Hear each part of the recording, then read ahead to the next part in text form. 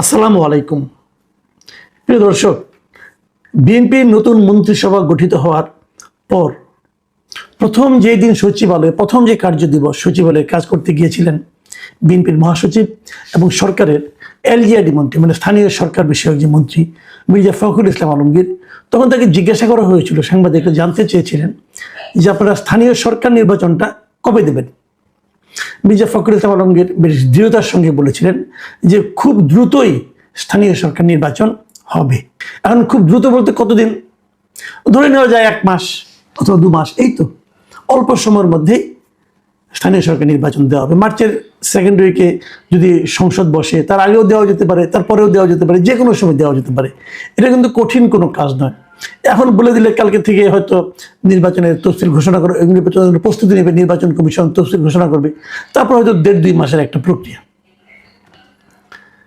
এই স্থানীয় সরকার নির্বাচন কিন্তু আরো আগেই হওয়ার কথা ছিল, মানে অন্তর্বর্তীকালীন সরকারও বলেছিলেন তারা জাতীয় নির্বাচনের আগে স্থানীয় সরকার নির্বাচন দেবে, তখন বিএনপি রাজি হয়নি। যাই হোক, এই যে গত বুধবার যে মির্জা ফখরুল ইসলাম আলমগীর বললেন, এই বলার পর আমরা এখন কি দেখলাম? আমরা দেখলাম আজকে আমরা জানতে পারলাম যে 6টা সিটি কর্পোরেশনে সরকার 6 জন প্রশাসককে নিয়োগ করেছেন। এই 6টা সিটি কর্পোরেশন কোনটা? ঢাকা উত্তর, ঢাকা দক্ষিণ, নারায়ণগঞ্জ, তারপরে সিলেট, গাজীপুর এবং খুলনা। এই যে 6টা সিটি কর্পোরেশনে তারা প্রশাসক নিয়োগ করলেন। তো এই সিটি কর্পোরেশনগুলো আগে কীভাবে চলতো? আগেও প্রশাসক দিয়েই চলতো।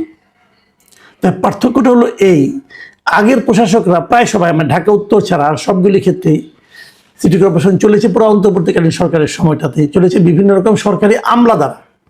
একমাত্র উত্তরে একজন আমলার বাইরে একজন বেসরকারি ব্যক্তি, উনি মোহাম্মদ এজাজ নামে এক ব্যক্তি, উনি এখানে সিটি কর্পোরেশনের মেয়র হিসেবে ওনাকে নিয়োগ দেওয়া হয়েছিল। উনি অনেকটা প্রশাসকের মতোই ছিলেন এবং সেই নিয়োগের পেছনে অন্তর্বর্তীকালীন সরকারের একজন উপদেষ্টা আসিফ মাহমুদ সজীব ভুঁইয়ার সরাসরি ভূমিকা ছিল, কারণ উনি চিঠি লিখে বলেছিলেন যে তাকে দেওয়া হোক। তো সে নিয়োগ পাওয়ার পর কি অপকর্ম কুকর্ম করেছে, কি কি স্ক্যান্ডাল হয়েছে, তারা অনেকে আপনারা জানেন। এর মধ্যে তার নামে 2 মামলা হয়েছে এবং এই ভদ্রলোক যাতে দেশ ত্যাগ করতে না পারেন তার উপর নিষেধাজ্ঞাও জারি করা হয়েছে। তো এই হলো অবস্থান। তারপর ওনার বিদায়ের পর তারপরে সরকার আরেকজন মানে আপনার অতিরিক্ত সচিবকে সেখানে উপদেষ্টা হিসেবে নিয়োগ দিয়েছেন। তারপরে সবগুলো দিয়ে প্রশাসক হিসেবে নিয়োগ আছে, কাজ করছে। এগুলোকে সবাইকে সরিয়ে এই যে 6 জন প্রশাসক নিয়োগ করেছে বর্তমান সরকার, এটা ভালো কি মন্দ সেটা হয়তো পরে বিচার হতো, কিন্তু প্রশ্ন হচ্ছে প্রকাশক হিসেবে তারা কাদেরকে নিয়োগ করেছে? প্রশাসক চেঞ্জ হতে পারতো, কোনো প্রবলেম নাই, কিন্তু যাদেরকে তারা নিয়োগ দিল চেঞ্জ করে, তাদের নিয়ে আপত্তিটা তাদের ব্যক্তিগত চারিত্রিক কারণ নয়, আপত্তি হলো তাদের গোষ্ঠীগত চরিত্রে।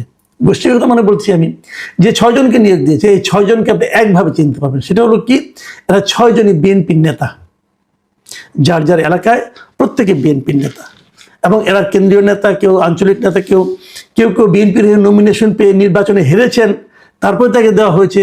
আবার কেউ তাকে নমিনেশন দেওয়া হয়নি, তখন তাকে হয়তো পুরস্কার হিসেবে এটা ধরিয়ে দেওয়া হয়েছে। কাজটা কি ভালো হলো? এটা নিয়ে কোনো ব্যাখ্যার দরকার নেই। আমার বিবেচনা এটা একটা ভয়ঙ্কর খারাপ কাজ হয়েছে। একটা খুবই খারাপ উদাহরণ বিএনপি এই নিয়োগগুলির মাধ্যমে তৈরি করল। দেখুন, আমি তার আগে বলে নেই কারা কারা এখানে হয়েছে। ঢাকা দক্ষিণ সিটি কর্পোরেশনে এখানে আব্দুল সালাম সাহেবকে দেওয়া হয়েছে। আব্দুল সালাম সাহেব বিএনপির প্রবীণ নেতা। উনি অনেক আগে একসময় এই যখন অবিভক্ত যখন সিটি কর্পোরেশন ছিল, তখন এটা সম্ভবত এরশাদের আমলে, তখন উনি এই সিটি কর্পোরেশনের ডেপুটি মেয়র ছিলেন, অনেক আগে। কিন্তু তার মানে আজকের থেকে প্রায় মানে আপনার 30-40 বছর আগে কথা বলছেন, উনি এখানকার ডেপুটি মেয়র ছিলেন। তার মানে উনি এই পদের জন্য যে যোগ্য ব্যক্তি, কোনো সন্দেহ নাই। এবার উনি যখন মনোনয়ন না পেলেন, তখন আমি একটু চিন্তা করলাম তো ওনাকে ওনার মতো সিনিয়র লিডারকে মনোনয়ন দেওয়া হলো না কেন। পরে শুনলাম যে না, ওনাকে ঢাকা দক্ষিণের মেয়র বানানো হবে, এই জন্যই তাকে মনোনয়ন দেওয়া হয়নি। তো মেয়র বানানো হবে কিভাবে? মেয়র বানানোর জন্য তাকে ইলেকশন করতে হবে। ইলেকশন করলে কে দাঁড়াবে না দাঁড়াবে এটা তো আমরা জানি না। হয়তো ইলেকশনের জন্য অপেক্ষা করতে পারছিলেন না, দিয়ে দিলেন মেয়র হিসেবে নির্বাচন, তাদের প্রশাসক হিসেবে নিয়োগ করে দিলেন। মানে উনি ভার্চুয়ালি মেয়রের মতোই কাজ করবেন। আচ্ছা, ফাইন। তারপরে আমরা ঢাকা উত্তরের কথা বলি। ঢাকা উত্তরে নতুন প্রশাসক নিয়োগ করা হয়েছে মিস্টার শফিকুল ইসলাম খানকে। এই শফিকুল ইসলাম খানকে উনি হলেন গিয়ে এই যে মিরপুরের একাংশ, কাফরুল, কাজীপাড়া, শেওড়াপাড়া, এই এলাকাটা নিয়ে যে সংসদীয় এলাকা ছিল ঢাকা 15, এই এলাকায় তিনি বিএনপির পদপ্রার্থী ছিলেন।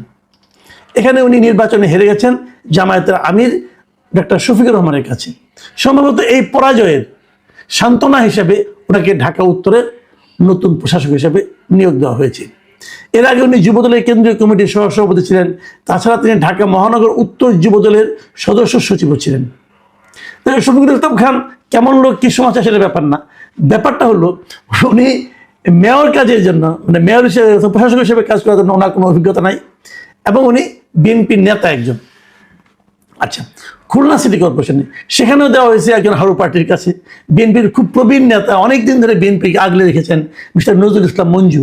উনিও কিন্তু এবার নির্বাচনে খুলনা 2 আসনে, মানে সোনাডাঙ্গা ও সদর, এই আসনে ধানের শীষে প্রার্থী ছিলেন, এবং উনি জামায়াতে ইসলামের খুলনা মহানগর শাখার সাধারণ সম্পাদক শেখ জাহাঙ্গীর হোসেন বেলালের কাছে নির্বাচনে পরাজিত হয়েছেন। এখন এই পরাজয়ের পর ওনার মনে নিশ্চয়ই কোনো মনোবেদনা তৈরি হয়েছে। সেই মনোবেদনা লাঘবের জন্য ওনাকে আরও বড় পদে, মানে ওনাকে মেয়র পদে মনোনয়ন দেওয়া হয়েছে। মেয়র ঠিক নয়, প্রশাসক। প্রশাসক আর মেয়র একই রকম মনে করবেন। গাজীপুর সিটি কর্পোরেশন, সেখানেও মেয়র হয়েছেন নতুন একজন মেয়র, মানে নতুন একজন প্রশাসক নিয়োগ করা হয়েছে, মিস্টার শওকত হোসেন সরকার। এই শওকত হোসেন সরকার গাজীপুর মহানগর বিএনপির সভাপতি। উনি অনেক দিন ধরে 2013 সালে যখন গাজীপুর হয়, সিটি কর্পোরেশন হয়, তার আগে তিনি ওই এলাকার যে কাশিমপুর ইউনিয়ন আছে একটা, সেই কাশিমপুর ইউনিয়নের চেয়ারম্যান ছিলেন। এই পদে তার বাবাও চেয়ারম্যান ছিলেন, গিয়াসউদ্দিন সরকার। তার চাচা সোহরাবুদ্দিন সরকার, তিনিও চেয়ারম্যান ছিলেন। এমনকি তার দাদা জাবেদ আলী সরকার, তিনিও এখানকার চেয়ারম্যান ছিলেন। তো উনি অনেকদিন ধরে চেয়ারম্যান ছিলেন কাশিমপুর ইউনিয়নে। এবার উনি গাজীপুর সিটি কর্পোরেশনের প্রশাসক হিসেবে নিয়োগ পেলেন। এখানে কিন্তু আগে, মানে আওয়ামী লীগ আমলের শেষ দিকে জাহাঙ্গীর আলম ছিলেন মেয়র। যাই হোক, তারপর Narayanganj city corporation. Narayanganj city corporation বললেই কিন্তু আমরা বুঝি যে সেরেনা হায়াত আইভি, উনি এখানকার মেয়র ছিলেন।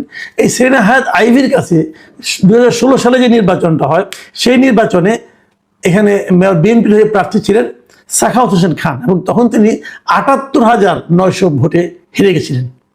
সেই হারা লোকটাকে এবার নারায়ণগঞ্জের মেয়র হিসেবে মনোনয়ন দেওয়া হয়েছে। মেয়র হিসেবে তো নয়, মেয়র হয় না আপনারা, এটা হলো প্রশাসক হিসেবে নিয়োগ দেওয়া হয়েছে। এবং উনি এমনিতেও নারায়ণগঞ্জের মহানগর বিএনপির সিনিয়র সহসভাপতি। সিলেট সিটি কর্পোরেশনের কথা ধরেন, সিলেট সিটি কর্পোরেশনের প্রশাসক নিয়োগ করা হয়েছে আব্দুল কাইয়ুম চৌধুরীকে। এই আব্দুল কাইয়ুম চৌধুরী কিন্তু একসময় সাবেক অর্থমন্ত্রী ছিলেন, যে সাইফুর রহমান সাহেব ওনার রাজনৈতিক সচিব ছিলেন। কিন্তু উনি এইবার সিলেট 3 আসন থেকে মনোনয়ন চেয়েছিলেন, দক্ষিণ সুরমা, ফেঞ্চুগঞ্জ, বালাগঞ্জ, কিন্তু তিনি মনোনয়ন পায়নি। এই আসনে মনোনয়ন পেয়েছে যুক্তরাজ্য বিএনপির সদ্য সাবেক সভাপতি এম এ মালিক। তো ওনাকে নির্বাচন দেওয়া হয় না, পর ওনাকে দায়িত্ব দেওয়া হয়েছিল যে এই সিলেট জেলার যতগুলি সংসদীয় আসন আছে সবগুলি আসনের যারা নাকি প্রার্থী, তাদের নির্বাচনী সমন্বয়ক হিসেবে কাজ করার জন্য। উনি কাজটা ভালোভাবে করেছেন, এবং হয়তো তারই পুরস্কার হিসেবে ওনাকে সিলেটের এখন প্রশাসক হিসেবে নিয়োগ করা হয়েছে। তো মোটামুটি আমরা দেখলাম যে সব জায়গায় একজন দলীয় লোককে প্রশাসক হিসেবে নিয়োগ করা হলো। কেন? সরকার ইচ্ছা করলে পারে, কিন্তু এই কাজটা কি ভালো হলো? আপনি তো নির্বাচন দিবেন, আপনি অনির্বাচিত ব্যক্তিকে দিলেন কেন? যদি প্রশাসকের নিয়োগ করতে হয় তাহলে তো সরকারি লোককে প্রশাসক নিয়োগ করেন। যেটা নাকি সবসময় আমরা দেখে এসেছি ট্র্যাডিশন, যে একজন অতিরিক্ত সচিবকে প্রশাসক নিয়োগ করা হয়, তিনি মেয়রের মতো কাজ করেন। আপনি তো অনেকদিন ওয়েট করেছি আমরা। আর আপনি যাকে দিলেন তিনিও তো আগামী যখন নির্বাচন হবে তখন তো নির্বাচনে অংশ নেবেন, সেই নির্বাচনে হারতেও পারেন। ধরা যাক হাইপোথেটিক্যালি আপনি নির্বাচন দিলেন, সবাই জিততে পারলো না, কেউ না কেউ হেরে গেল। যে হেরে গেল সে তাহলে মেয়র হওয়ার যোগ্য না, মানে অন্তত পক্ষে ওই এলাকার যা নাকি জনগণ আছে, ভোটার আছে, তারা মনে করছে যে এই লোকটা মেয়র হওয়ার যোগ্য না, কাজে তাকে ভোট দিলাম না। যে মেয়র হওয়ার যোগ্য না তাকে আপনি প্রশাসক বানালেন কেন? প্রশাসক আর মেয়র কিন্তু মোটামুটি ভার্চুয়ালি একই কাজ করেন, একই ধরনের ক্ষমতা তারা ভোগ করেন।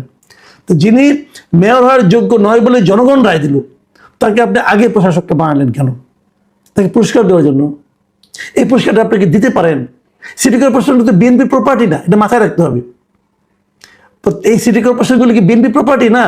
বিএনপিকে জনগণ দায়িত্ব দিয়েছে সরকার পরিচালনার জন্য, এবং সরকার পরিচালনার ক্ষেত্রে এই যে সিদ্ধান্তটা, এটা কি ভালো কোনো সিদ্ধান্ত হলো? এটা কি একদম নিরপেক্ষ কোনো সিদ্ধান্ত হয়েছে? কেন এটা করলেন আপনারা? আমরা কিন্তু বিএনপিকে অন্যরকম ভাবছি এখন। আমরা শুরু থেকেই বলছি যে বিএনপি আমাদের গতানুগতিক রাজনৈতিক দলগুলোর মতো আচরণ করছে না, তারা অন্যরকম একটা সবার জন্য সরকার, সবার হয়ে নিরপেক্ষ আচরণ করার চেষ্টা করতেছে। আমরা সেটা প্রশংসা করছি। অন্তত 7-10টা দিন আমাদেরকে দেন প্রশংসা করার জন্য, আমাদের এই সুযোগটা আপনারা নিয়ে নেবেন। এরকম এত দলীয় সিদ্ধান্ত এর আগে কোনো দলীয় সরকারও নেয় নাই, এর আগে কোনো সরকার এরকম ভাবে সিদ্ধান্ত নেয় নাই। আওয়ামী লীগ আমলে দেখি নাই যে এইভাবে 6-7টা সিটি কর্পোরেশনে নিজের দলের লোককে প্রশাসক বানাই দিতে, দেখিনি এর আগে, এবার দেখলাম। তাহলে বিএনপি কি আওয়ামী লীগের সঙ্গে কম্পিটিশনের নামছে? যে দলীয় কাকে বলে কত প্রকার কি কি আশা দেখাই দেয়, নাকি এটা কি মানে এটা তো আপনার প্রপার্টি না রে ভাই, এটা তো মাথায় রাখতে হবে। তো আপনি এটা কি করতেছেন আপনারা? ফখরুল ইসলাম আলমগীর সাহেব, ওনাকে আমি খুবই সেন্সিবল লোক মনে করতাম। মাঝখানে ওনার এলাকায় আওয়ামী লীগের লোকজনদের কি জানি বলছেন যে এখানকার সবার মামলা তুলে নেওয়া হবে, এগুলো দেখে একটু মনটা খারাপ হয়েছিল যে বুড়া হয়েছেন, বয়স হয়েছে, এলোমেলো আচরণ কেন করছেন? ওনার এই আচরণটা তো আমার কাছে আরো ভয়ঙ্কর লাগতেছে।